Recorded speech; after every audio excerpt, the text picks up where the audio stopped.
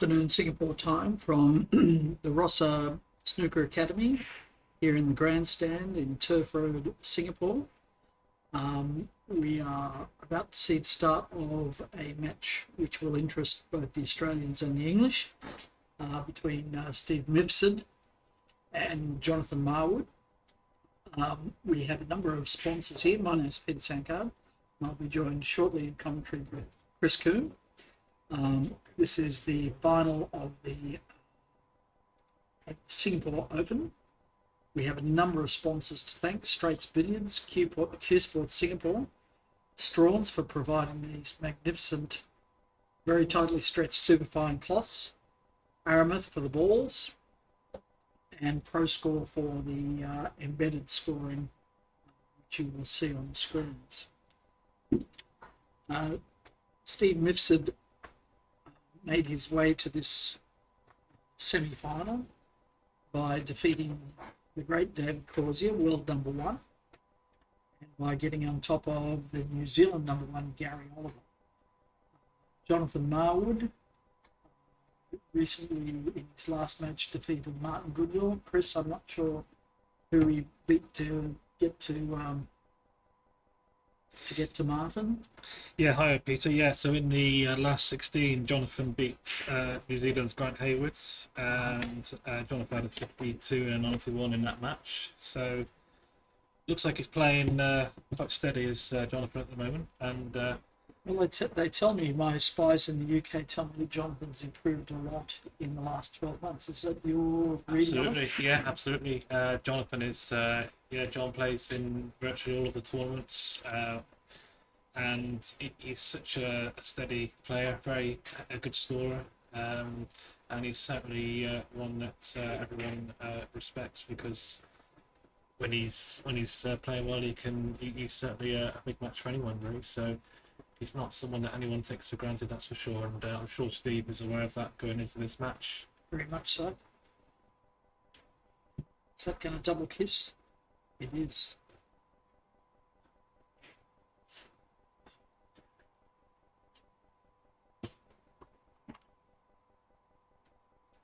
So another 90-minute match. They're all 90-minute matches in this. It's an event in its own right, but it is considered something of a warm-up to the World Championships, which commences tomorrow morning. So 90-minute matches all the way through to the final today. Polo shirts all around. And just to say about, as you said, Steve Mifsud beats Gary Oliver in the previous round in the quarterfinals, and just looking at the breaks, I didn't actually see the match because I was doing a bit of commentary in here, but I see he had a 51, 72, 80 and 62, so that suggests he was playing pretty steady. Yeah, Very steady. And I did see some glimpses of him in the previous round against David Corsier, and Lovely cueist. I don't think you guys have seen the best of Steve as a billiards player. He's had a number of 500 breaks, but it'd be fair to say hasn't produced at his best in international competition. But there's no doubt that he is a superb cueist. He was the world amateur snooker champion, having won that event in Malta. So he can puddle it. I think these tables are going to suit him because his game is one that involves precision and pace control. And I think that those two things are a premium on these tables. Not so much the creativity and the shot making of, say, David Corsier, but precision and pace control are everything on these tables. And certainly his snooker background, let's say, is going to help him in terms of his. Well, that was my thinking, yeah. Yeah. Because any sort of tricky pot to get you out of trouble is something that Steve will take on fairly confidently, I think. Yeah, use that. So I think red's probably come on just a little further than he wanted. Still got the right angle, of course, but can be a bit more problematical when they're close to the cushioning like that.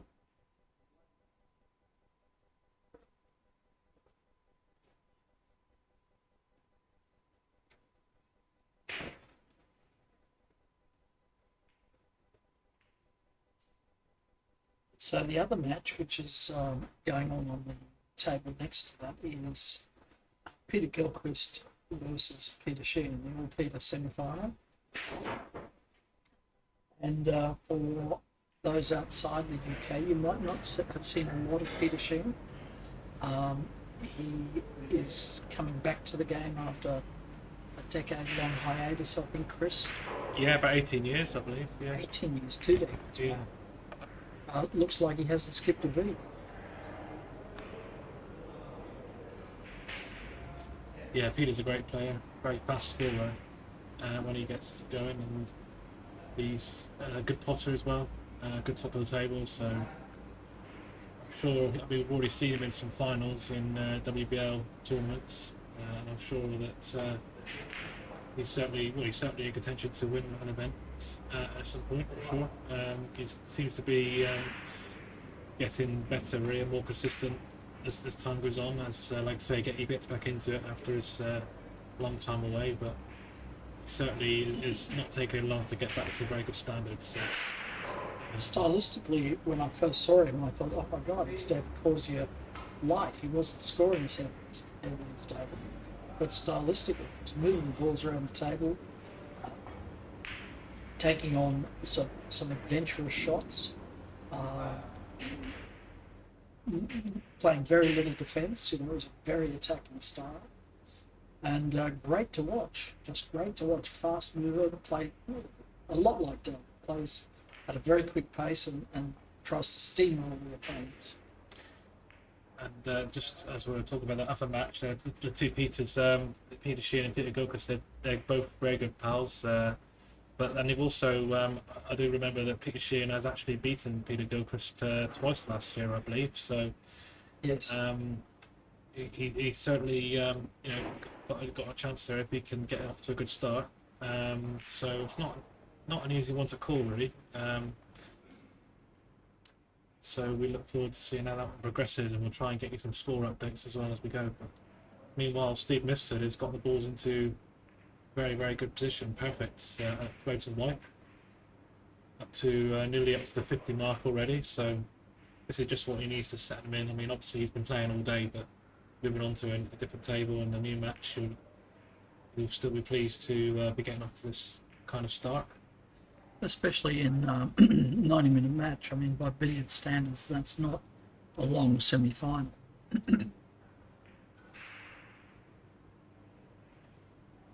He wants to get off to keep the match flowing, not getting into too many tactical exchanges, and Yes. so Look how softly he's hitting those balls. yeah. In fact, I did notice in his previous match earlier on against Dave that he did play some very, very soft cannons that only just reached, and that was another one. But it looks like he's got awkward cueing now on this. I fancy he'll make it. He's a very good potter, as we said. But these pockets are diabolically tight. Diabolically tight.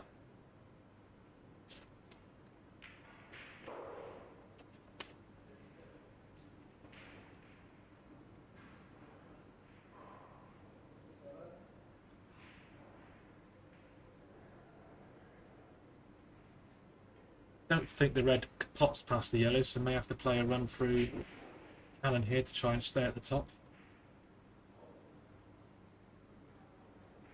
Probably a bit low to keep that red Yeah, near the top cushion. yeah. So he's elected to play 2 or 3 cannons to restore the bottom red position. Lose the yellow ball. Yeah, having to send the red up and down the table. I think he would have preferred, like I say, just had a little cannon just to get above the balls there and leave a pot. But had to send the red up and down and Yes, played it nicely. well, he does. In fact, they call that shot in Melbourne the myth, because of his particular expertise in pacing that red back down to the top pocket.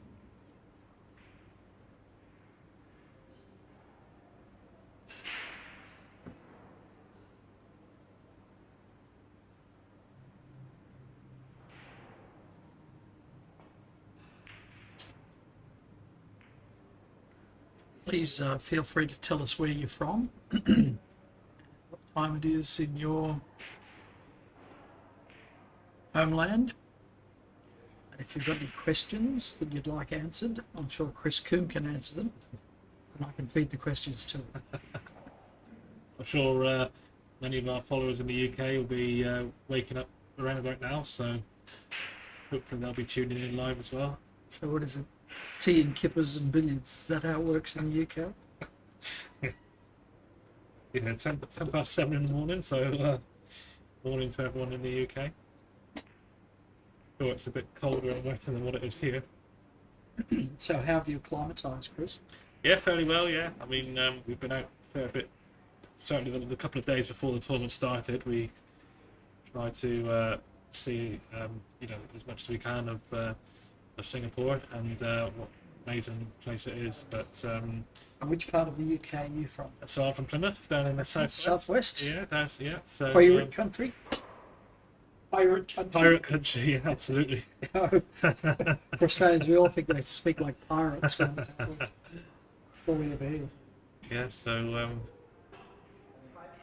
we've got a bit of a billiards group down there of players, and Chris Mitchell, who's from Cornwall, is we actually play at the same club in Saltash in Cornwall, and we're actually playing each other tomorrow in the World Championships. So It's a long way to come for a local derby, isn't it? Look how slowly Steve is playing that. And it didn't drop. Isn't that incredible? he was walking there. I think he expected that He to was be in. walking.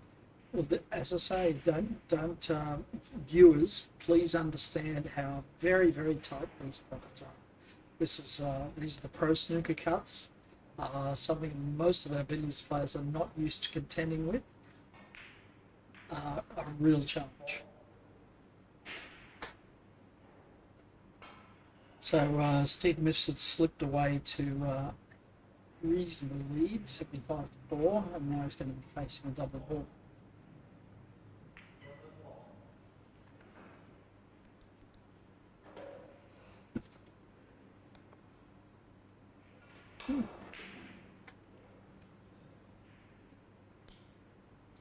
Now, Chris, I understand that Jonathan's had a few challenges here.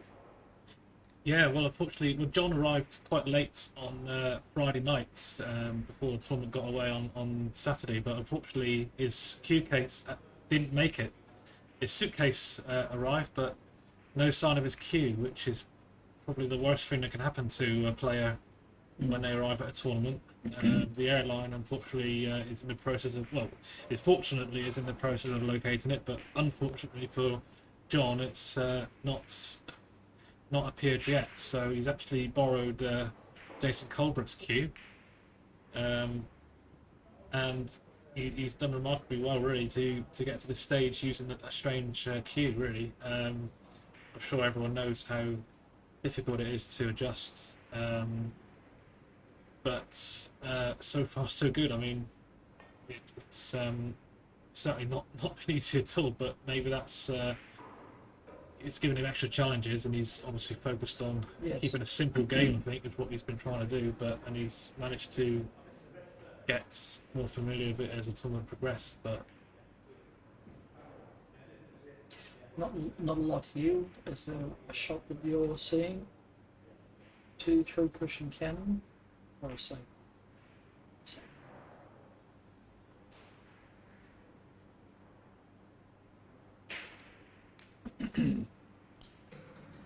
Now I must say, actually he hasn't borrowed Jason's personal cue. He's borrowed one of the Rossa cues that they actually sell here. And you can't believe how good the rack cues are here. They're all 3/4 cut, hand spliced, like real snooker cues. They're the rackies here. It's unbelievable the facilities that they've got here. They look like cues that you'd be proud to turn up with at any club, but you pick them out of the rack. So that spot may be covered, which means that Jonathan will have to play a cannon to disturb it off the spot. Yeah, I think he'd like to just drop on the top of the white and just Just not get past just the tap. spot. Yeah. Leave the red for a pot at the same time.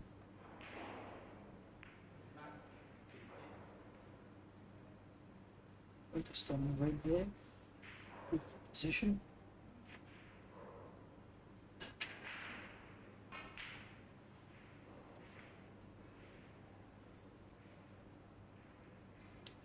Looks like he's just got into that pot red a little bit too much. Might be forced to play another pot now. Play a gentle screw just to hold the position. Tricky. Yeah, never easy, and especially when you're trying to hold that. Yeah. It's And he was easy. on the wrong side of the table doing the right hander, That's right. carrying Yeah. across the body.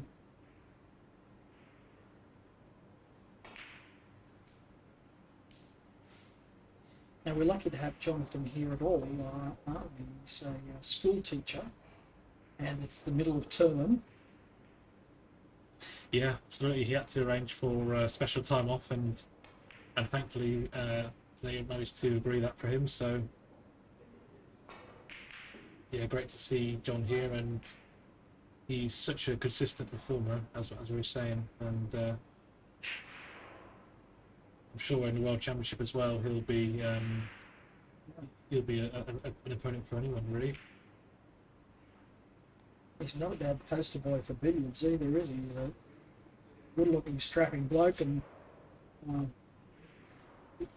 he's the one with filling pictures. So a little screwing off here. These need to be judged carefully. So easy to overscrew it. Well, I think he's actually made a foul there, hasn't he? He's just confessed to a foul, Yeah. saying he touched the red on his clawback. So elected to have the ball spotted. Blame him for that. And let's see how John plays this. A lot of players have played the long enough whites of the opponent's ball off two cushions straight to either the pyramid spot or a drop cannon. Let's see if that's what John plays here. A bit thicker than half ball and a bit narrower. Just gone far enough for a drop cannon. Not an ideal drop cannon, but Kind of in between those two, the pyramid spot position and the drop cannon position. playing it off three cushions, which is maybe a more traditional way of playing it. There's always a risk of the opponent's ball going into the middle pocket or, or catching the jewels, especially on these sliding cushions. It's not easy, so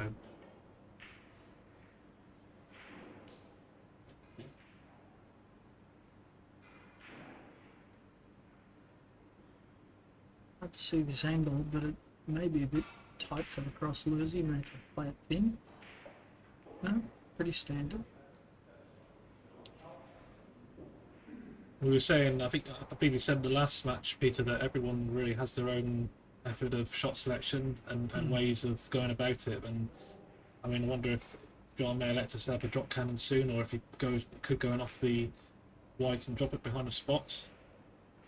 Looks like we're going to see the drop cannon, I think. Yeah, so off the white, push the white up to just short of the middle pockets, and then come down again, play a cannon to regather the balls at the top. That's pretty much perfect. No need a hint of side, it's just a little wide, but will definitely make the shot. But these drop cannons are always a bit of a lottery, aren't they, Chris? Yeah, drop cannons are never certain to. There's always a chance of a cover. They say that no two turn out exactly the same. The plus is that you've got the balls together in a short space, so you can use screw and side to manipulate them. But it is just a bit of a lottery, especially if you pick up a double kiss. And that's gone horribly wrong.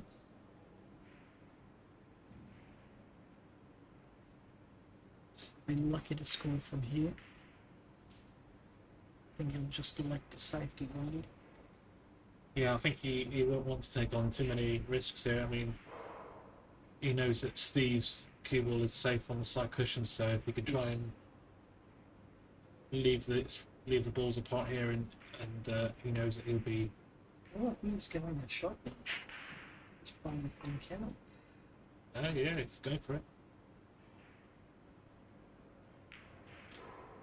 That was the percentage. Yeah, it's left sort of a good opening now, ready for Steve. So push the yellow across towards the red to where you can. And the ball's close to the pocket like that. There are lots of different angles that you can hit. So you really get your choice of where you're trying to project that opponent's ball to. The target ball. Nearly slid by, slippery cushions. Nearly slid by.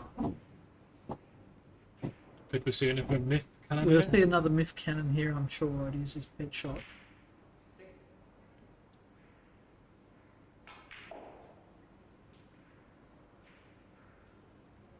Come a bit far, but that's okay.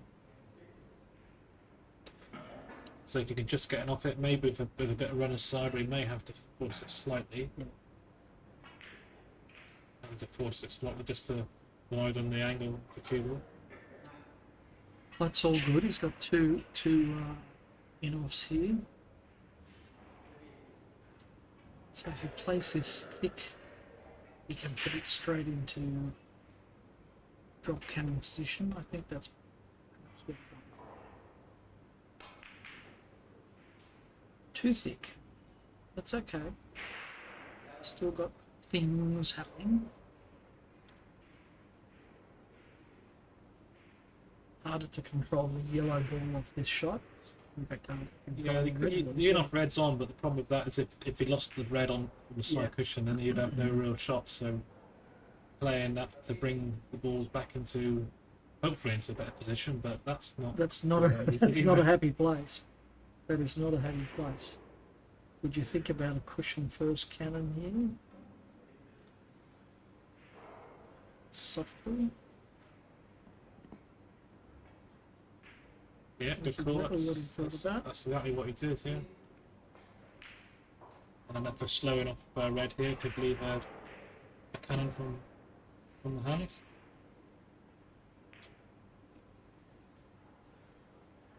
Look how slippery that is, though. You barely touch that. It just keeps running and running and running.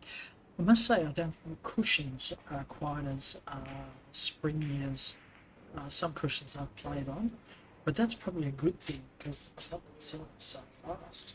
Yeah, it kind of absorbs the pace, which I think is These things would be running 10 lengths if you had, absolutely. Yeah. if you had a springy cushion. And I think they have a slightly, the way there's a slightly thicker cloth on the cushions as well to help to otherwise to prevent the springy bounces going too far. I think there are a couple of factors there. A lot of professional table fitters will put a heavier cloth on the cushions because they are usually subject to more wear. There's both the balls hitting them, cues sliding across the top of them, etc. So, what have we got here? All clean. As we can see on the table behind, looks like Peter Gilchrist is in a good position. We'll try and get you some updates as we go along.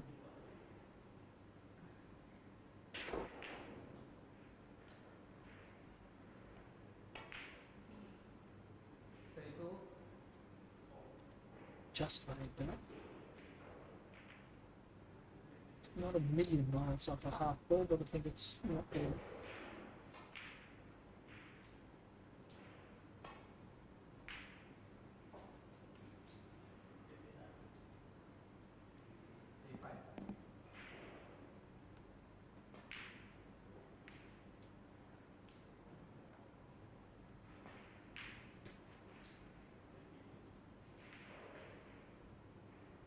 So yeah, again, Steve could have maybe considered an in-off yellow, but decided to pop the red and go up to the top. So let's see how he develops this position.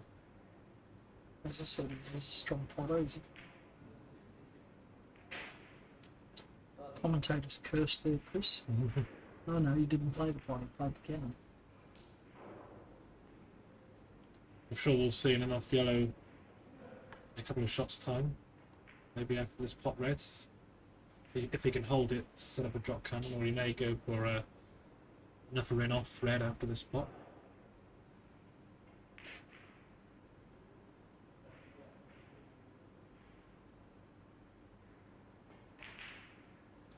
just standing up the line, as we call it, the line, imaginary line between the red spot and the middle pocket. If you're on that line, you've got a natural half ball in off, so that's a bit of a reference point.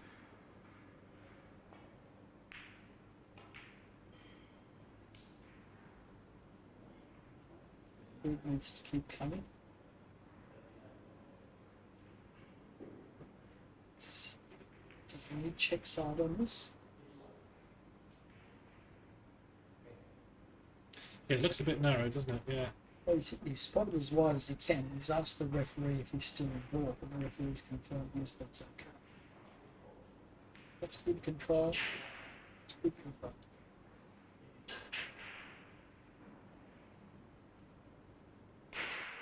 So a long loser, and these are certainly not easy on these tables. A touch of check side, I think, is probably what Steve will be doing,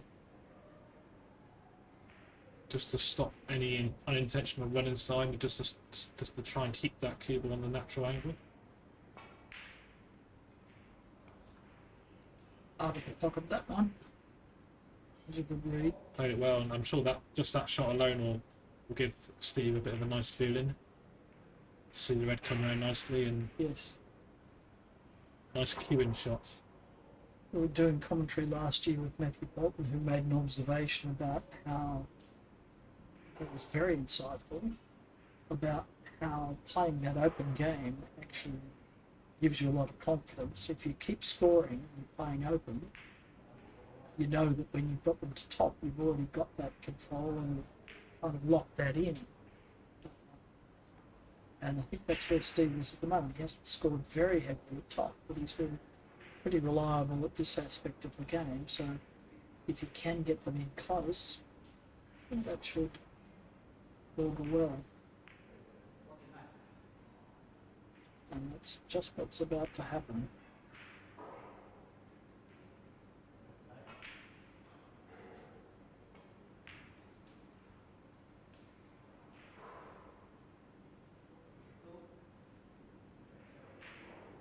So it's above the potting line here. He could screw back for a correcting cannon, get behind the yellow.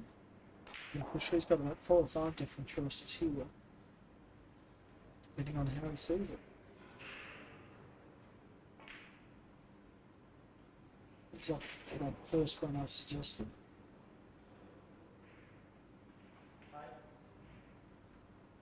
Now it's to flick the red and leave a pot.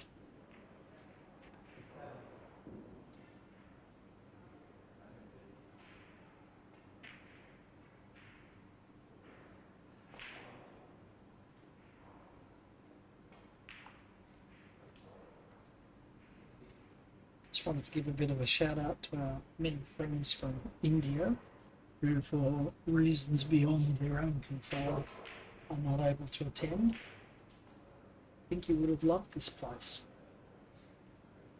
Absolutely, and also the players from Upper Asian countries, Myanmar, and Yeah. they're fantastic players as well. But Yes. unfortunately, certain individuals have denied them of that opportunity at this moment. But hopefully, It doesn't that make will. sense. I actually attended the IBSF World Championships in Kuala Lumpur a few weeks ago. Blown away by the Vietnamese cannon players. At one stage, there were 5 world champions watching in awe as a Vietnamese cannon player was knocking them around in the open. Foot off the cushion, had them under close control, a foot off the cushion. And people were just watching this with their mouths open, going, you know, that's a skill set that doesn't exist in the game of English, but it's certainly part of the continental game, has been for a long time. Now Steve's got a comprehensive cover here. He's absolutely, I think the technical term is buggered.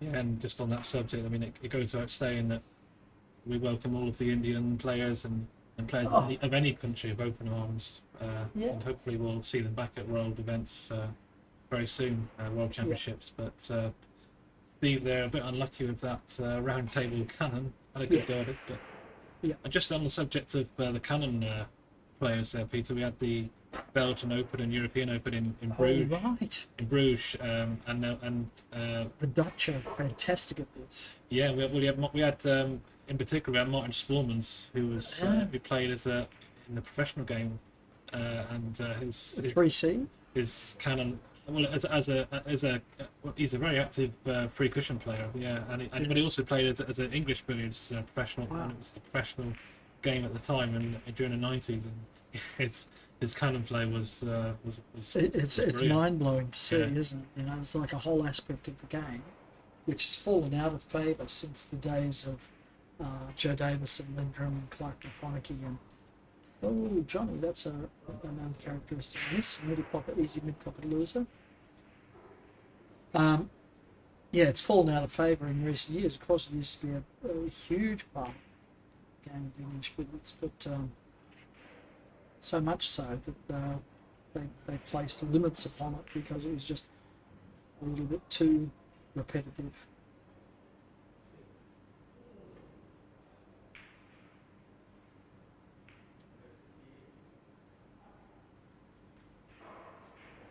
I can update our viewers in the other match. Thank Peter you, was Jason. about 60 ahead and he's now on 150. So he's now two just ten gone ahead. 200 Okay. And still at table. still at the table.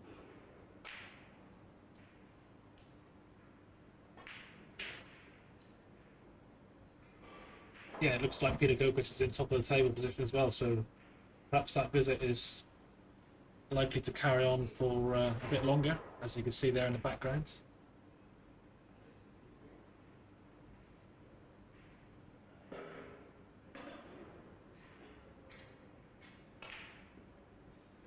Oh, what a gorgeous shot.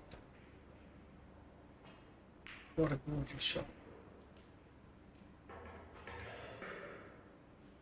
So this new low windage haircut for Steve Mifsud seems to be doing the trick.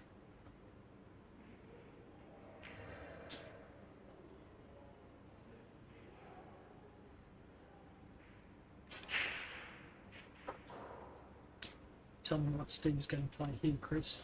Well, he seems to be looking at the red. I wondered if a spinning off what yellow was on, but letting a standing off red, that's a great recovery there. So very, very difficult to control on these plots. I mean, all the shots are on. The great thing about these plots is that all the shots are on. The difficult thing is you've got to know how to make them.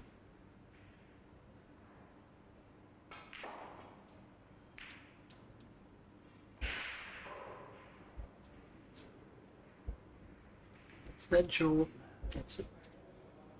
Yeah, I'm pleased to just see that little nudge off the jaw there. Otherwise, it could have fallen quite awkward there for Steve.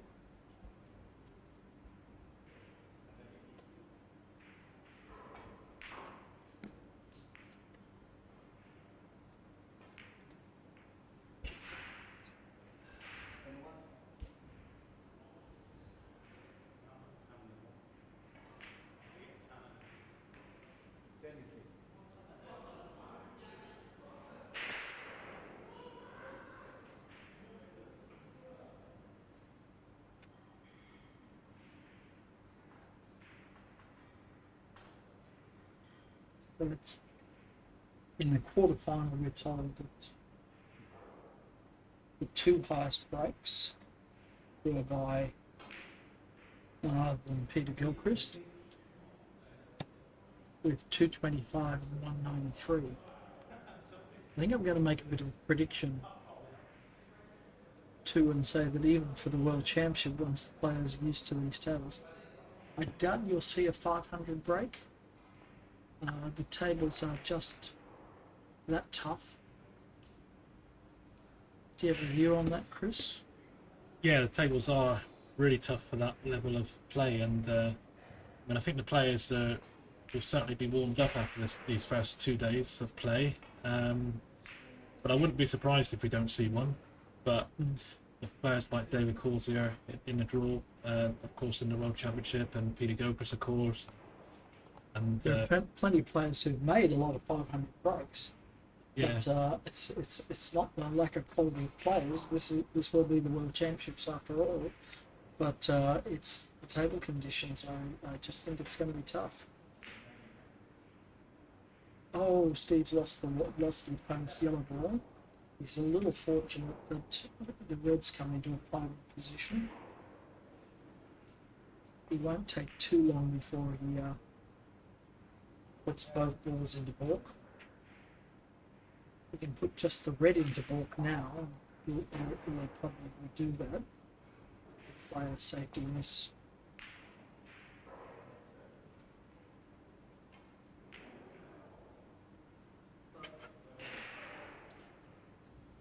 And on the upper table, Peter Gilkins is up to 200 break. So that would be the highest break. So Steve's just going to try and set up position to score from for the red and make it difficult for Jonathan. Yeah, no attempt to try and hit the red there. He knew that he can play Yeah, that it doesn't miss. have to. Yeah. Doesn't have to. Is Jonathan going to serve these? Looks like he is. No? Safety. It's come off the cushion a bit further than he would have wanted. I wonder if he's left a yellow cushion red cannon. It does slide a Doesn't lot. look like that. It does look fairly natural from the screen that we're Yeah, looking at. so that has the benefit of getting the yellow straight out of ball.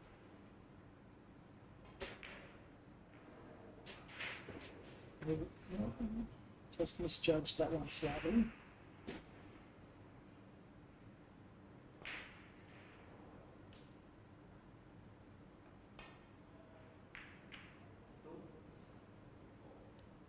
Very clever shot from John.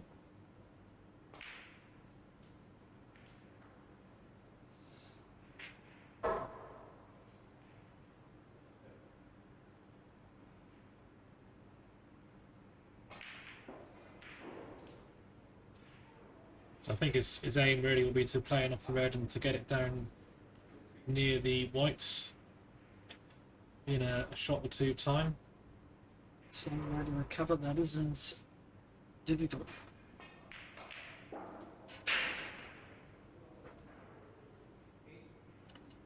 So Grant Meadley has asked if these tables are like Leeds table 2. Tighter, Grant. Warmer and tighter. They're heated beds.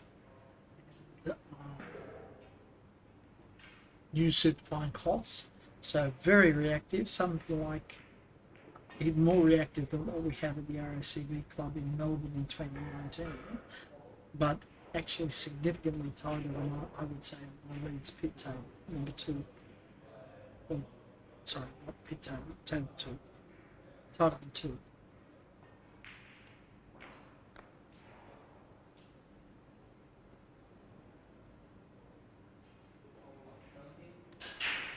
Yeah, so feel free to drop a comment in the chat. I see Wayne Carey is watching. Hi Wayne, and of course Wayne's one of the competitors here in Singapore. Great to see him here this week. And Always great to see Wayne. John Metcalf from Carlisle as well. So hi John. Carlisle of course hosted the previous events on the circuit last month. So check side cannon, they're not easy to judge on these cushions, but he's left a cover there. Not a very appetising position here for John. So he's considering the red cushion white cannon. His cushions slide a little, so he's had to allow for that.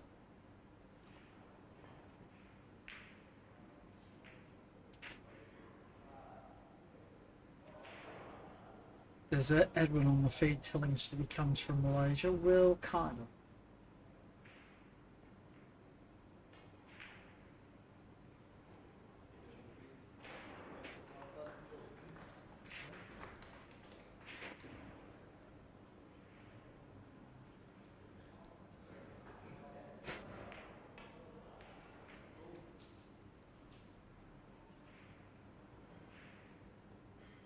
So pot yellow double bolt coming up again, and Yes.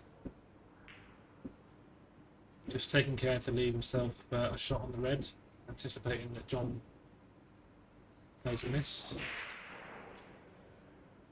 we're approaching the halfway mark, and so it's been handed a note by Jason Colbert that Peter, is that the new highest break? Yes. New highest tournament break made on the table opposite 253. Well done, Peter. Gilchrist, that is. 2 Peters by one. So with the match here approaching the halfway mark, Steve's got a pretty significant lead. So he'll keep scoring for a while, but he will also, I think, consider opportunities for more defensive play if they arise. He's by nature he's an attacking player, but he won't shy away from a double walk when he's got a solid lead like this.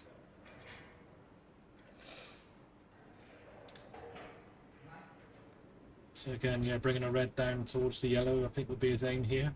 Yes.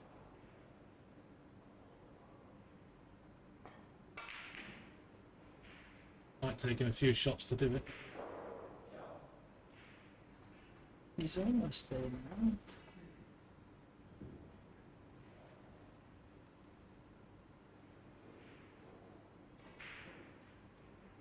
So this way he has to play it as a bit of a stun shot. The other way was considered more for cushion, but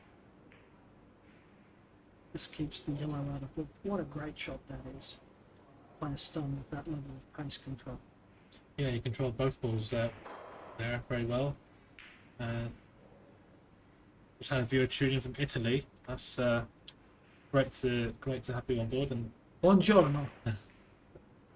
hope you're enjoying Yeah. this game. And not sure if billiards is English billiards is playing much in Italy, but it'd be great to know if there are any players in that part of the world.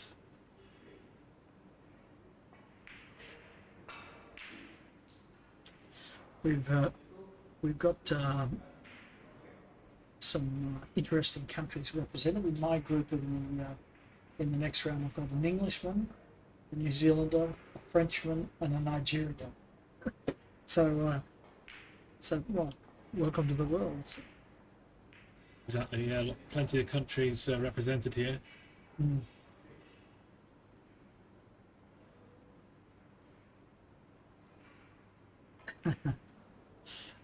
Grant Meadley from Sydney is teasing by saying that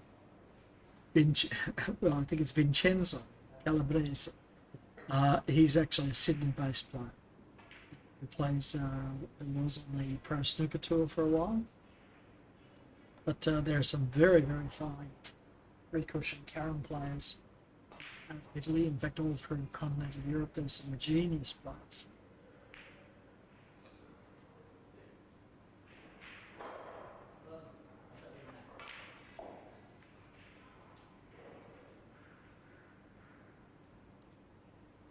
So evidently Vinny Calabrese has had a 189 break. I presume that's not snooker. There have been too many free balls. But yeah, I didn't know that either.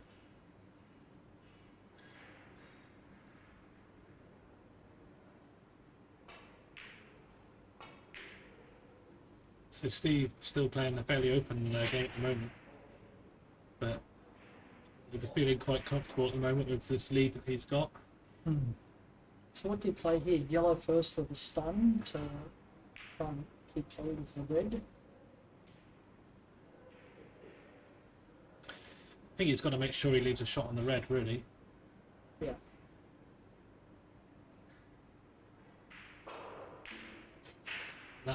He was more concerned really there with the red, Yes. just aiming to keep the yellow away from the cushion, ideally, side cushion. Yeah. And sometimes you're forced to give up position on the other ball almost, and you have to decide which one you're going to control. If that's the case, players will always choose to control the red and lose the opponent's ball, because you can confidently pot or go in off the red ball, which is kind of the master ball in billiards.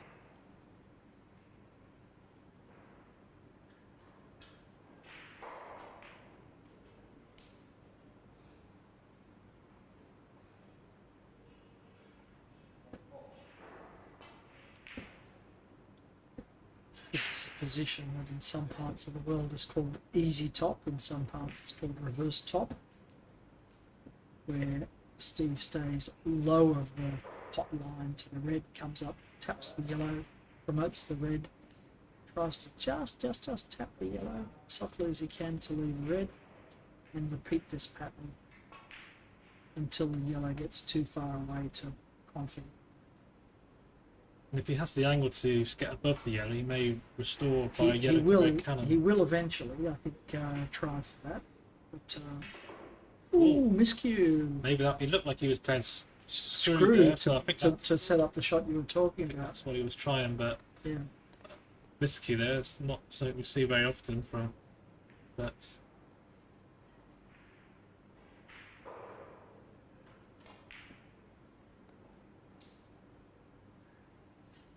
Okay, so that previous shot that we're asking about, where I suggested it was a stun yellow to red, Adwin has given a little nuance to that, saying set it wider, screw yellow into red with the left-hand side, and bring both to the right crown pocket.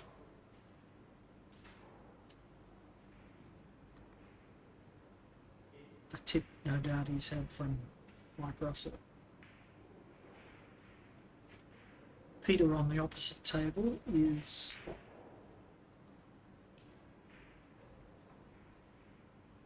at top, so we can see both of them there. Very uncharacteristic miss. He seemed to jump at that ball, I don't know why.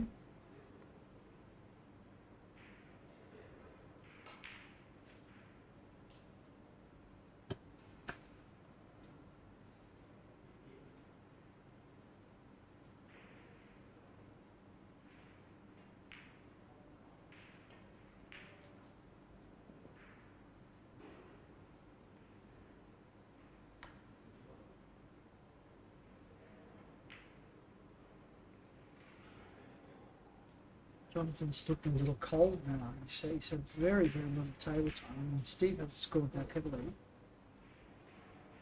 yeah, he hasn't really got going yet, John. Yeah, in this he match. just hasn't got that. As I was saying, Steve's got a now a comfortable lead. I won't say insurmountable, not by any stretch, but comfortable lead. So just lobs another problem into Jonathan's lap. Says do something with this.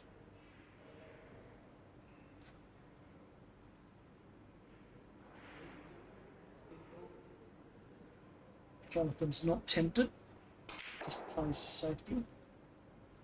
So still work the red for a bit.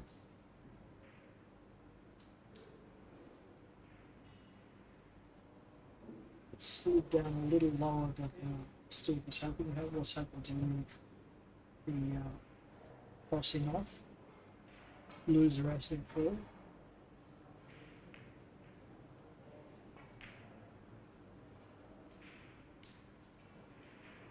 So I think he's just coming around now to see when he pops this second red off the spot, when it goes on the middle spot, Yes. what sort of cannon he can leave himself from red to yellow, because I think it'd be too Yes. much to deep screw this back up to the middle spot. So Yeah. just pop red here and leave the cue ball roughly where the red is. You know, Peter Gilchrist actually screws back from it so that he's playing the cannon off the ball cushion, particularly if the yellow is a bit closer to the cushion.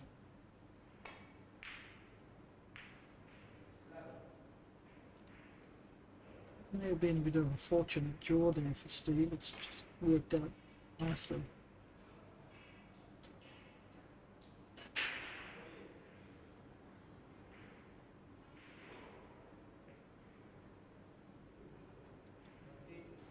Just slip behind the Slip yellow. behind I it, think didn't he he? can play a thick run through cannon here. I but think he can.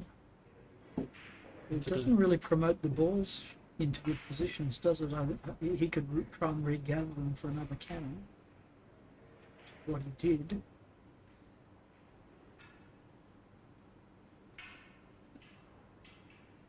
Almost worked out.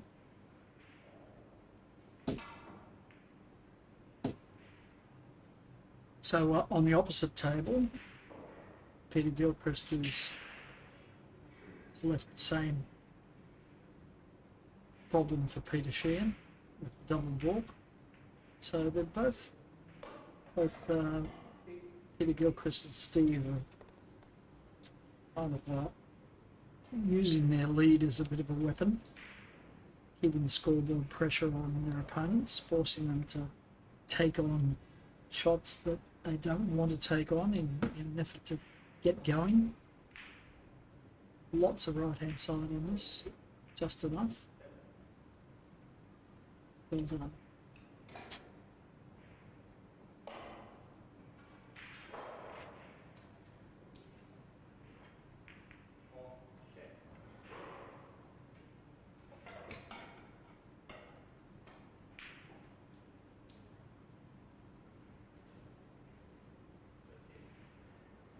Couple of little cannons here, Chris, do you think? Yeah, I don't think he can put around and getting off the right enough shots, so I'm to play some more cannons. Yeah. Eventually. Does he play left-handed?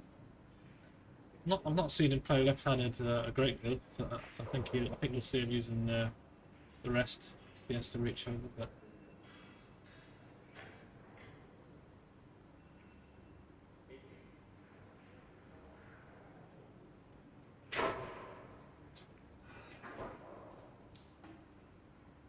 There's a touch of the American style about having referees with the word referee emblazoned across their back. I'm sure that comes from the fact that this is a shared facility with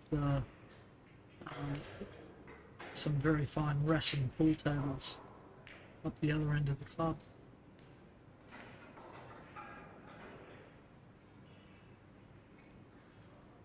In English billiards, we tend to assume that the guy that's plucking out the balls and dictating the rules is a referee.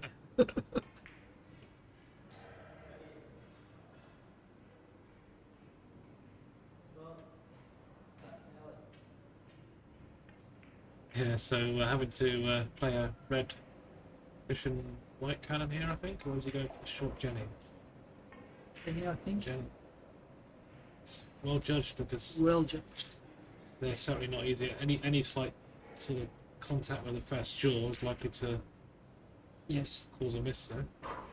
He was very good. Now, I said something earlier which I saw a post about where I was wrong. Jason did lend his personal cue to Jonathan. So that's Jason's personal cue, Jason Colebrook's personal cue that he's playing with. I thought it was just a very good Rosser club cue because it had the Rosser brand on it. So I thought, oh, he's lending one of the club cues. No, it says, "Great love hath no man," when he give up his own cue. Yeah, John, I hope he gets reunited with his cue by the airline very soon. It's such he's done really well, really. Oh, using incredible. He's Australia's made cue. the semi-finals. I mean, you can hardly complain. If you don't get a bid for this cue at the end of the tournament, Jason, there'll be a big surprise.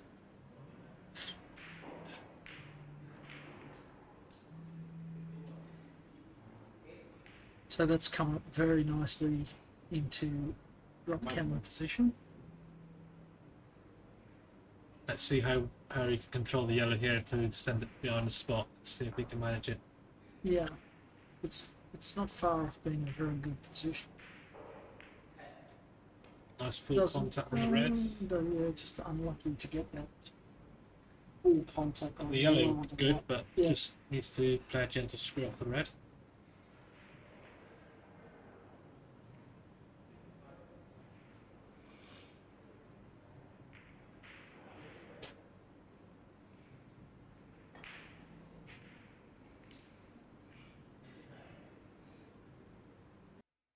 Ooh, Grant Wheatley had a win against Germanici. Well done, Grant. That's a solid win. Joe's 14 times New South Wales State of Australia billiards champion. That's a very good win indeed.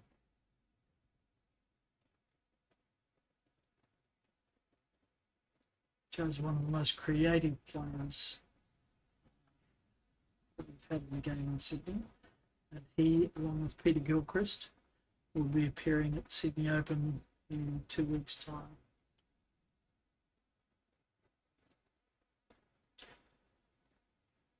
Yeah, that sounds like it's going to be a good event in Sydney, and It I will know, be a good event. I I know mean, like you're heavily involved in organising of that as well, Peter. I am, yeah.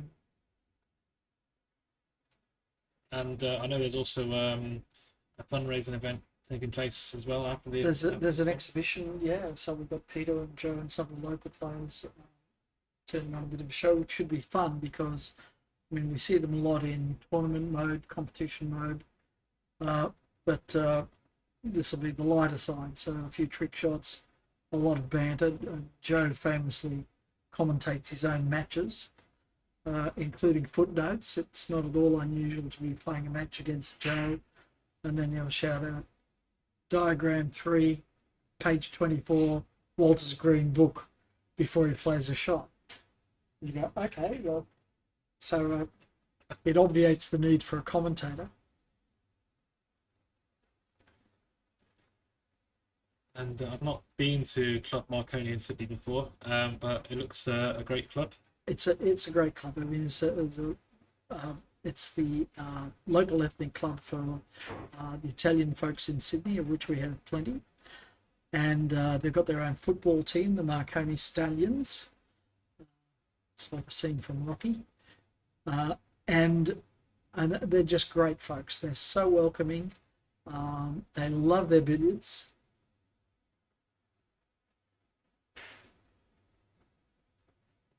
And they're great supporters of the game and great supporters of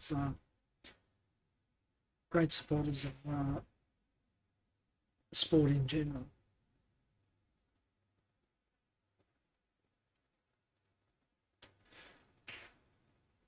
So Steve Mifsud just continuing that nice, smooth, open, fairly loose game, really, and he's certainly establishing a good lead and playing at fairly fluid pace at the moment. I know he's always a fast throwing player, isn't he, Steve? And he's not lightning fast like David. He's more Peter's pace when he's in the flow. He's more Peter's pace. David just seems a bit otherworldly to me. You know how fast he hits the balls.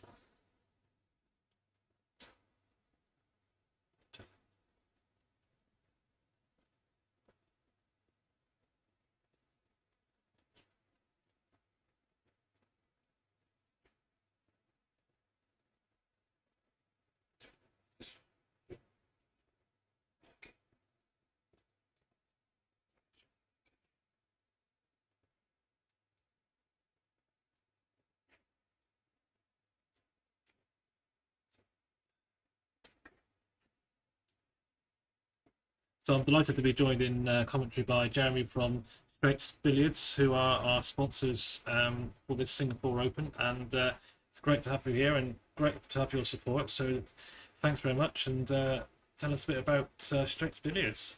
Okay, so basically, Straits Billiards is like a boutique sort of setup in Singapore because first of all, it's more of like a passion between my partner and I my business partner and I that we actually wanted to further the game of cue sports and all that in any way we can. We realized that there was a gap in Singapore where you do not have someone that actually does billiard cues or billiard tips or anything like that. So we always have to go to like some kind of third party person to do it. So we thought like, hey, maybe since he and I are very passionate about the sport, we are thinking like this is one of the ways that we can go about doing it, in any way, shape or form. Because in Singapore, the community, be it snooker, be it pool, be it English billiards, it's all very small. Everybody kind of knows everyone. So we thought like this would be one of the best avenues to try to further the interest in any way, shape or form that we can do. Absolutely, yeah. And it's great to see that. And how long have you been established now? It's about a year plus. We're a really, really small company. At the end of the day, Straits Billiards, at the end of the day, we try to do like a boutique setup. So we try to take in only a small handful of cues that meet our expectations and tips as well. And then we'll try to do more like a bespoke sort of setup for anyone who wants the cues and all. Yeah, and I was very pleased to receive some of your tips as well. So tell us a bit about the tips and what sort of types of tips do you supply? At the moment, we only have one type of tip, which is basically like a block tip. So it's not layered, so it's just like a piece. It's somewhat similar to like your ordinary kind of like elk master or blue diamond that you see all the time. The only difference is that we take every single tip and we put them on a durometer scale, so that you can get the tip like soft, medium, or hard. I think the biggest issue that we have with all sorts of tips that we have is that a tip says that it plays medium, but when you put it on, you realize it could be too soft or it could be too hard. So we're trying to narrow the standard deviation from super wide to narrow it down to you guys. So, and that's what we try to establish. At the end of the day, the brand Straits Billiards, we try to bring value and as well quality for the players. So that's fantastic. I mean, like you say, Singapore is obviously not a huge place. I mean, what sort of you've got quite a wide range of pool players as well in Singapore. I mean, do you think billiards will keep carrying on? I mean, we've obviously seen a lot of snooker players moving on to billiards. Do you think that will keep happening? So I know we've seen some of the locals here having a go in this event, and hopefully that will grow. Maybe get those players will continue playing and get the bug for the game. Do you think? I think so, because for the last 3 years, I think there has been some kind of like a mini resurgence. I think it's mostly due to one of my friends who owns a place called Rough Auto Sports Club, where a lot of them actually play a lot of English billiards. So that's when there was increasing participation. I think previously, before that, the scene kind of was a bit slow and there was not many active people joining, because I think, first of all, I think one was there was no real so-called set up for anybody to come and like learn the game, play the game. So some people have not really heard of the game English billiards per se. However, I think with Jason Colebrook coming in, and as well as Peter Gilchrist and all that, we get to somewhat have like a semblance of what this game is about. And I think everybody sort of piqued their interest from there. And then I think we realized that it's a more interesting game. There's a certain intricacies when you play English billiards, like half ball, kick half ball, tin half ball, stuff like that. It's a bit more, there's a lot of variations to the game. You can play it any way. It's not unlike snooker where you have to play it in a certain way, in a certain structure, so that you can make big breaks. Billiards a bit more fluid. I think that's one of the appeals to the younger people in Singapore that actually take up this game. Fantastic. I know you're speaking to Martin Goodwill about his books as well, which what a great resource that is for people to feel that's coming useful, isn't it, to learning? Yeah, fun fact was that I actually got Martin Goodwill's book. I think his very, very first beginner's book from someone named Alan Tuan, who's at Singapore Airline Sports Club. That was what actually piqued my interest to actually take up the game of billiards, because I think other than Alan Tuan and Peter Gilchrist, which are the two most prominent, I think the next closest would be Alan's son, Alex. So that's generally the idea. And also I was speaking to Martin and all, then I got him to sign my books. It's more of like, he was telling me that these books are very hard to come by anymore, so it's good that actually I got him to sign. It's like, okay, the author wrote it, and all of that. So I'm really, really, really pleased. I think I could pick up a few things when I actually read this book and all of that. Absolutely, yeah, and that's great to see. And of course, this sort of venue here, Rossa, I mean, that can only help the promotion of the sport and development of players. It's absolutely fantastic. And so, just going back to the cues, how many different types of cues are you currently offering at the moment? We have 3 different types of models. I think one of them is called Trident. I think we try to keep it more sea-like. Trident, Nautilus, and Gaia. So sort of like a more Greek sort of name, but I think it's just more of like a personal preference. So Trident is basically the cues were made out of a full-length 57 or 58-inch cue, ash shaft or maple shaft. That's how we call it Trident. And then the other one is called Nautilus, where it's actually made out of, I think, 47 inches of cue, and then it's further doweled to make up to the other 57 or 58 inches. I think generally that's how most cues are made. And the other one is called Gaia. Gaia is more of like a corporate social responsibility sort of thing. We take older cues or cues that a lot of people do not want, but actually they are salvageable, and we try to redo it to make it today's modern specs and sell it as well. So there's a bit of you get 3 ranges. They vary in price. Of course, Trident being the most expensive because in terms of material cost, it's more. Well, Nautilus is the general mid-range where everybody comes in, and everybody can get a few of what Straits cues are. And then Gaia is more of a recycled thing, but I think generally it appeals to some people because it's some players like the older cues in terms of the way they hit. So we felt that most of these cues people throw it away. So we try not to do that to try to save the earth in that sense as well. And so to find out more about Straits Billiards, or Straits Cues, Straits Tips, where people can follow your social media. Yeah, we are only on Facebook, on Instagram, so you can go to Straits Billiards, Straits Cues on Facebook. You'll find us there. Or on Instagram is Straits Billiards. You will definitely see us there. We endeavor to be like one of the few like names in Singapore, prominent names in Singapore. So I think at the end of the day, we always tell our customers we may not necessarily be the best because everything is preferential. Q, it's a very personal thing, but we always encourage someone to come and try. You know, at the end of the day, if you don't try, you will not know what suits you. So we try to keep it that. Absolutely, I look forward to trying out your tips and what your plans really going forward for Straits Billiards. Just I think within this year we have come very far. So we actually had a small vision of creating like a Q range as well as a tip range, and eventually doing more events like this. I think the next step for us as a company will be to try to bring this into the game of billiards, even the game of snooker into schools. I think that's how I actually started when I was very young.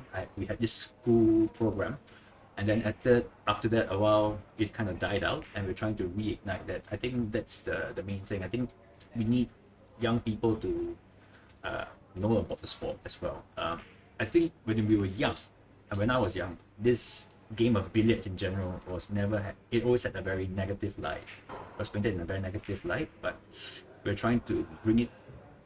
I think the game has evolved really a lot, so we're trying to tell people that this game is not what it used to be anymore. It's more of a gentleman's game. People actually come together, you know, be it win or lose, we try to help each other out because it's such a small community. So I think we're trying to do that, and we have to start with the young and also groom the next batch of talents as well.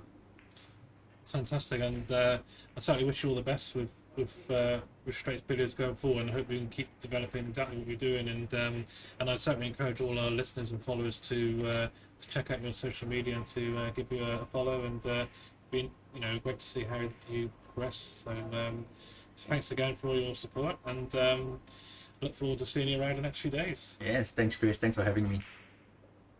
Thanks very much. Thanks a lot.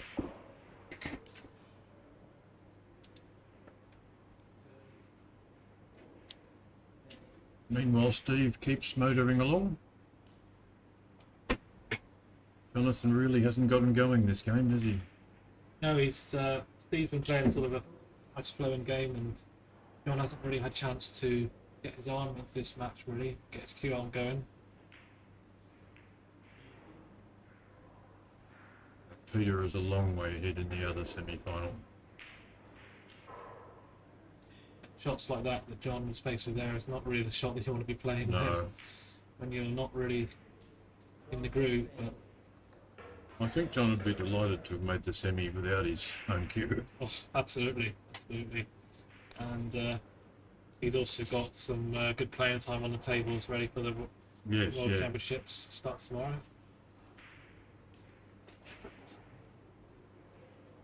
His cue that was left behind in England has a titanium ferrule, as does mine. Same length, so. And I have a soft tip, and he uses a sort of medium soft tip, I believe. So there was some similarity which helped a bit. You'll be going to a soft tip after this, though, right? Yes. He might be removing the tip off my cue. Take it with you. Peter is leading 400. Peter Gilchrist is leading 465 to Peter Sheehan 173. Peter Sheehan is capable of making 300 break, but he's only got about 22 minutes.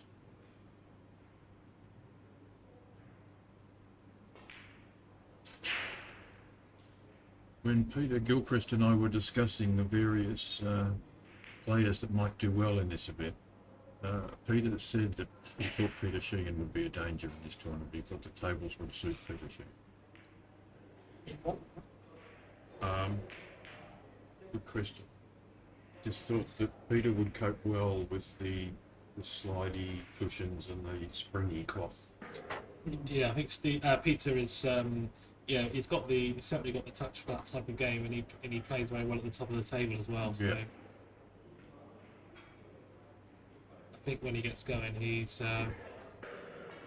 certainly scores very well indeed. But He's had a good tournament now, and I'm sure he'll carry that on in the World Championship.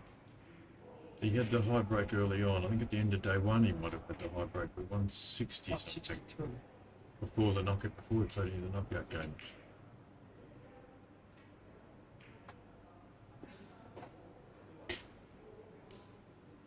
Now joined by Angus McAnally from Ireland. Angus, Angus. how are you? How you doing?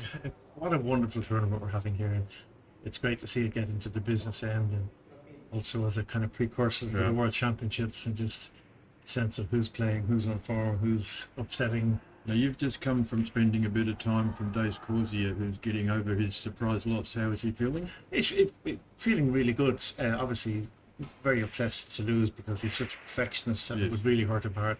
And in fairness to Steve, who played really, really well, didn't give Dave a chance, and when he got in, he wasn't able to make use. But I mean, look, we just we played for an hour there, and when the bleep went off, he said, "Let me finish." He said, "One more visit each." I made it 20 or 30 something, and he got in, and he just made a 200 and something there. So Very nice. he's very happy with his game. Obviously, he hates being the great player he is. He hates Yes. losing, but in fairness, was full of compliments for how good Steve played and how well he played and his tempo. And I tell you what, I was very He impressed. hasn't had very much practice at losing. No, indeed. Well, if you think about his record over the last 2.5 years, it's phenomenal. You know? Unbelievable. And as you know, I spend a lot of time in his corner, and I've been saying to him, it's going to happen. Somebody's going to beat you, and you're not going to like it. But just remember that the feeling that you have when you've just been beaten is what you have done week in, week out, tournament in, tournament out, to everybody else. You know, one of the things that impressed me greatly about Steve's play was, particularly when he had to play, if he was at top, slightly out of position, and had to send a cannon with the red coming up and down, his pace was perfect. He always got it right back onto the corner In pocket. Australia, in Victoria, Australia, we call that the Steve Mifsud shot. Well, Because his pace is so good. And Yeah. I've seen him come onto a strange table, not his club, and have to play that shot within 4 or 5 shots, and it gets it perfect. He's a very good judge of pace, and deliberately leaves himself that shot to sort of screw back off the red and put the red into book and back down yeah, over a well, he corner played pocket. it beautifully about 4 or 5 times Yeah. in the match that I refereed with Dave. One of the things I've noticed with all of the top players, and it's a note of A, how brilliant they are, but B, how vulnerable they can be. When they're under pressure, when they need to make a score, when they're Yeah. chasing, the slightest bit of tension that can creep into the arm, and on these superfine cloths with the wonderful bed and the cushions, it just exaggerates any imperfection. And I'm talking about, Yeah, you know, 0.4 of 1% of an imperfection on a 10-foot pot or whatever. And it really, you can feel the tension, you can see it in their arm, because there are guys out there who are missing shots that in a month of Sundays in practice they would never ever miss. But isn't that the great joy of Yeah. competition, whatever, you know? I guess Peter Tankard earlier in commentary may have covered it, but Steve is currently the Australian National Billiard Champion and the Australian Open Snooker Champion. Well, And Steve won the, I think it was the 2002 IBSF Snooker, and was runner-up in the 2004 IBSF Snooker. what's the IBSF? What's that? I've heard of them. Yes, a wonderful, wonderful achievement, Ernest. He's a solid player. He's had Very, a very couple of solid. cracks on the tour and wasn't quite up to that standard. But I think he is the second or third most national titles in Australia to everybody.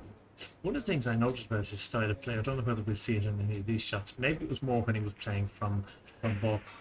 He would hit the ball and walk after it. The ball had only started to Yeah. move, and he was walking. He And does like to get on with it a bit. it's very, very quick. He's made a 575 break this year. Not Borkline cost, but that's still pretty fantastic break. And a few years back, I was playing on the table next to him, and he made a 408 at postman's knock, perfect postman's knock, and got a kick. Only missed when he got a kick. So he's a good player. Oh no, absolutely. And we'd be buoyed up by that victory over Dave. But I have to say to anybody who felt that that was a huge loss for Dave and that he'd be down in the dumps, just watching his play over the last hour, can't keep the champion down. So He'll he's fire up. it may well be very much the thing that he needs to. And funnily enough, in Carlo back in April, He lost in the semi-final of the Irish Open and went on to win the Yes, World yeah, Match Play. yeah. And as he said himself at the time, you know, I know nobody likes getting a kick in the pants, but that was the perfect time to get it. And it buoyed him Yeah. up for the World Match Play. And I would hope and imagine similarly in this, he'll be so focused tomorrow. I think he's got.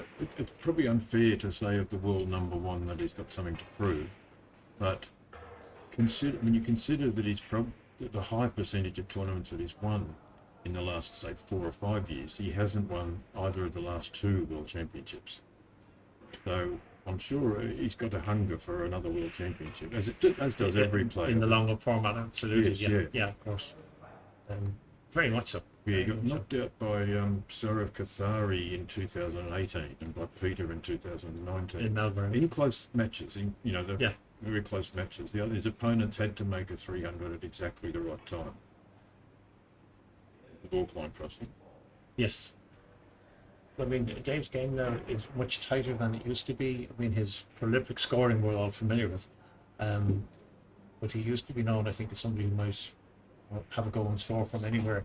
And he's less likely to do that now. He tends to to rein it in and to put his opponent under pressure. They're expecting him to miss and for them to get in, and he doesn't give them that opportunity. I think that makes a difference. I know if I'm scoring one of his games, I have to write the breaks in small so that I can fit lots of breaks. That's exactly.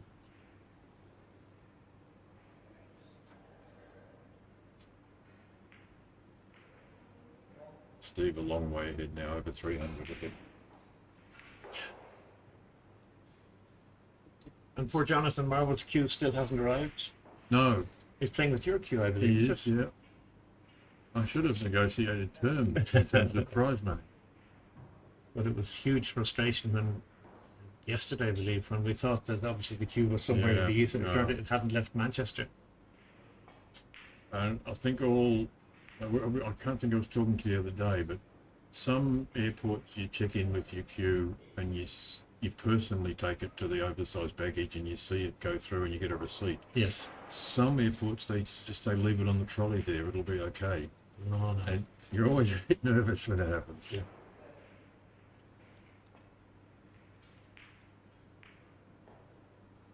One year where I used to live in Melbourne, we had an annual match, Victoria versus Tasmania. Mm-hmm. And we flew once on a plane with propellers and we had to load our own queues in the cargo hold. That was a bit different. I'm not talking 50 years ago, I'm talking about 4 years ago. But I remember filming a story for Irish television, the programme in which I was working went to the Aran Islands, small islands off the west coast of Ireland. And Air Aran were the carrier. And he literally stood on a truck's weighing scales to weigh each person and their baggage for the pilot to do his calculations. I presume Peter is ahead on the other table. Peter's a long way. Peter made a 253, which is the new high break for the tournament. And in the quarter-final, he made a 225 and a 193. So he now has the 3 highest breaks so far. So he's really found his touch.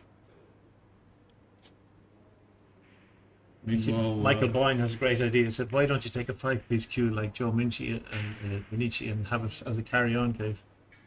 well, Mad Mac Rinkowitz also had a 5-piece queue. Wow.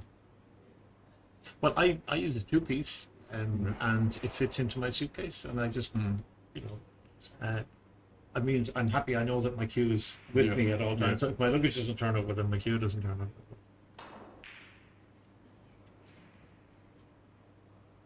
If you have too much weight near the front, I believe it dumbs the queue down a bit. Mac's queue was dumb at both ends and in the middle. But he managed to go all right with it. Carried on the garlic. Yes, he has done. He carries his golf clubs in a toolkit, like a carpenter's toolkit. You know, Jason, I do hope G'day, that Michael Boyne. G'day, Grant Medley. Good to see you guys posting. And on that point, I just hope that people who may be watching the stream for the first time are seeing world-class billiards played at a high level, and it might give them an indication of the wonderful game, why we love it, and the mixture of lovely in-offs, hazards, pots, cannons.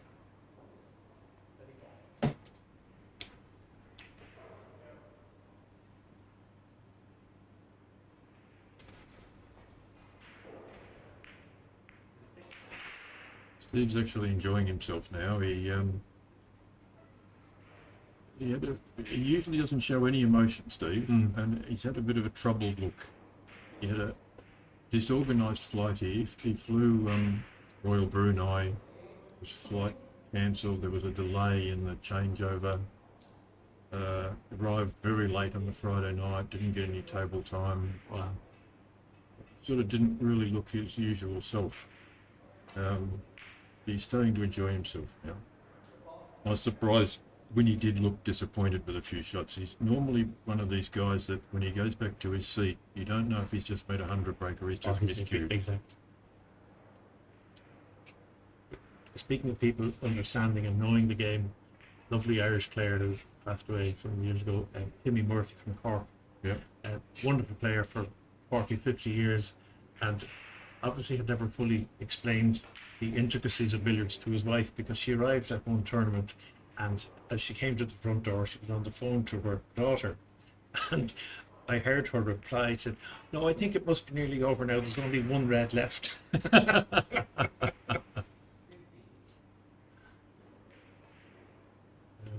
Pushing first in off, perhaps, or will he go skinny completely?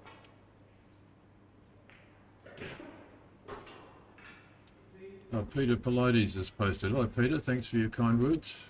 Haven't seen you for a while.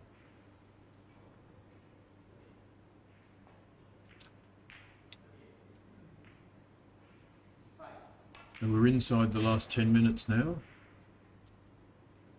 The final will be streamed from 5 p.m. Singapore time.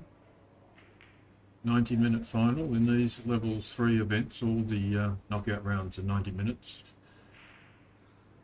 Over here, Perhaps a qualifying. will you use the yellow to pop the red and make sure that... And oh, you'd be surprised at that. that was surprising. Let's see if Jonathan can play out time.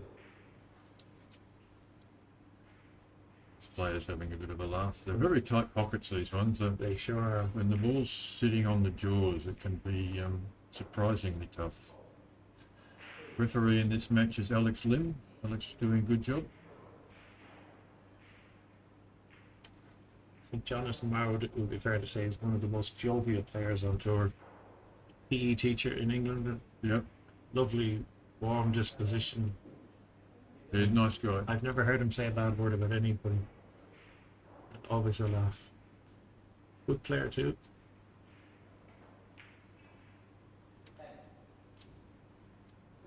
Slightly high on this cannon now. I don't know whether he wants to swing the yellow across to try and correct the white a bit more towards the centre, but I don't know whether he has the angle to do it.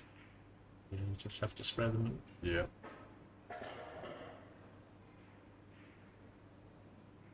It's lovely to watch the players treating the corner pockets with respect.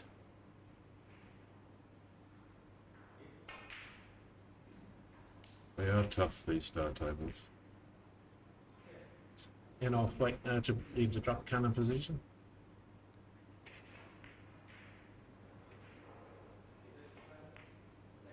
I think it was a bit thin. I think he had to go a little bit carefully with that one. Wow. So I expected that to come up the table a bit more.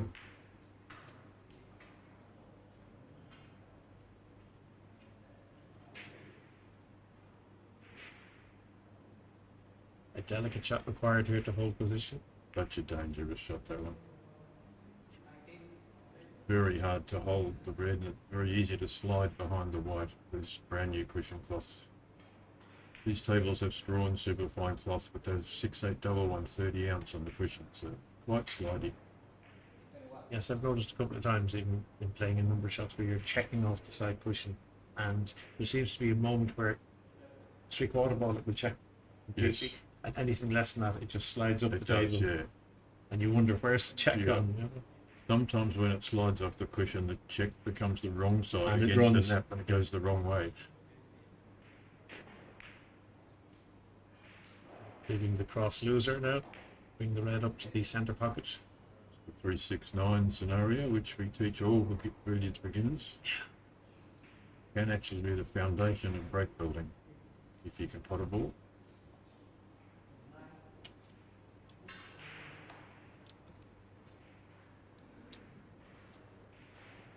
certainly I found when I've been introducing snooker players to the wonderful game, it's actually learning the shots. People, Yeah. there are shots that a snooker player would never ever think of or dream of, or it wouldn't be in their normal vocabulary. But then once you see the cross loser, the half ball line from the centre pockets to the billiard spot, it makes perfect sense. Gathering cannon, the drop cannon. Yeah. How's his pace in gathering the red back to the white? Too bad. You'd be happy with that. The Dave Causer shot here is a little stun off the white, sending the white behind the billiard spot, and just Yeah, so he'd go off the white first, and leave the red over towards the middle. that's not a good shot. He hasn't got the drop on the white, anything like what he wanted there. Hello, Simon Fortune, commenting on Mad Mac.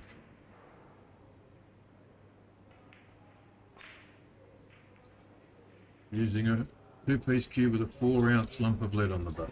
That sounds like Mac.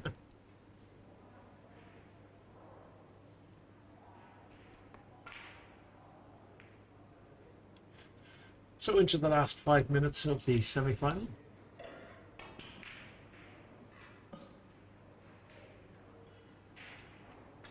Singapore versus Australia. Yes.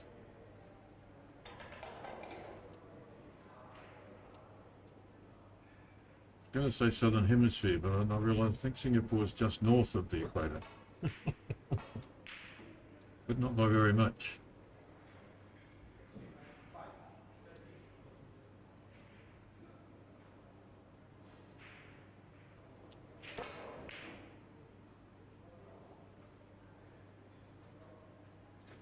Just say the players look great in the polo shirts. Yes, they're great. It's certainly a change from the traditional bow tie. Merit in both, I think. It's lovely though, but although somebody said in the comments earlier on, it looks like everybody's playing for Singapore. I know. Speaking to a few guys over the years, I'm not a big fan of dress codes, but a lot of larger guys find waistcoat hides a lot. Indeed. There's a lot of guys who don't look great in a polo shirt, but do look good in a waistcoat. Sorry, Grant, can't get you a shirt. They just made exactly one per player. The guys who worked hard yesterday had to wash their shirt in the shower last night so they could wear it again today.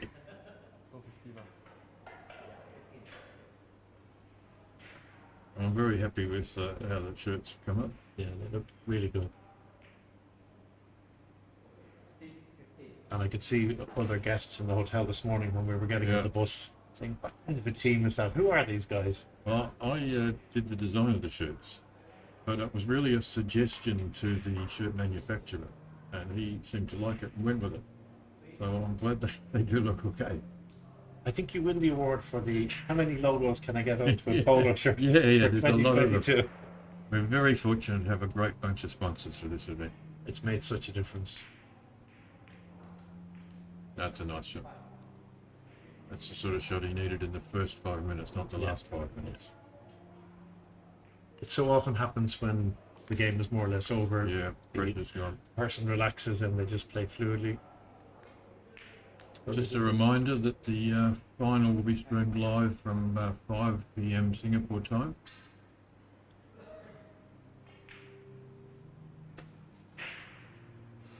And this is the quintessential top of the table position, floating white.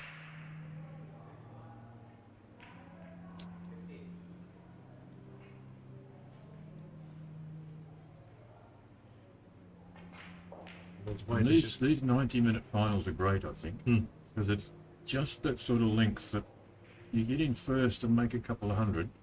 The other guy is, it's a battle for the other player. The longer matches doesn't mean much, 200 ahead early. Yeah. There's a point of no return in a 90-minute match. But yet, when we play these guys, we can still be crushed by 600 or 700 in a 90-minute match.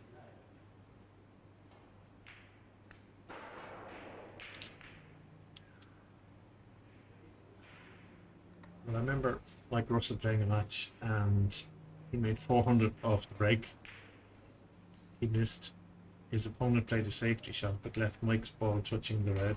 So Mike opted for the respot and made it 300 and missed. And his opponent made 8 and Mike made a further 400. So after Wow. 3 visits, it was 1,000 played 8. We're in the last minute now.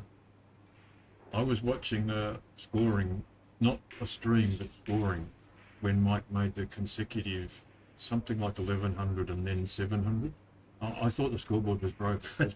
Peter's score didn't change, while Mike made 18 or 1900.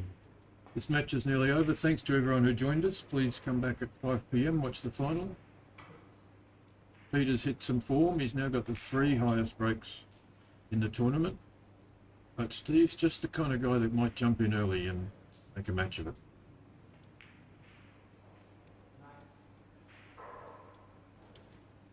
Time is about to go.